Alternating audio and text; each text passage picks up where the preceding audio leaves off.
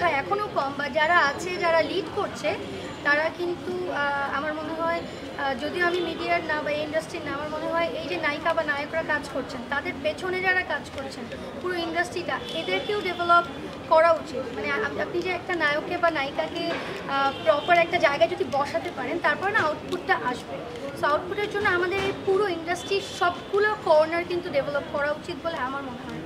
অনেকেই যে সস্তা ভাইরাল জনপ্রিয়তা পেয়ে নায়িকা হতে চায় বা নায়িকা অঙ্গনে আসছে, সেই ব্যাপারে আপনি কি বলবেন যে তাদের আসলে কীরকম প্রস্তুতি নিয়ে নায়িকা সিনেমাতে প্রবেশ করা উচিত বা অভিনয় কতটুকু গুরুত্বপূর্ণ?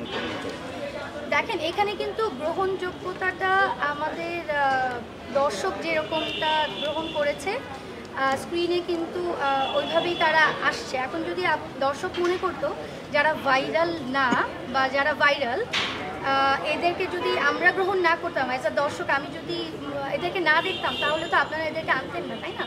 সো আমাদের দর্শকদের ঠিক করতে হবে যে আমরা আসলে কী দেখতে চাই, আমাদের গ্রহণযোগ্যতাটা কোথায়। এইটা যখন ঠিক হয়ে যাবে, তখন আপনি যেটা বললেন যে যোগ্যতা ছাড়াও ভাইরাল হয়ে গিয়ে এরা স্ক্রিনে আসছে, ওই ব্যাপারটা তখন থাকবে না। সো এটা হচ্ছে আমাদের নজর পাল্টাতে হবে।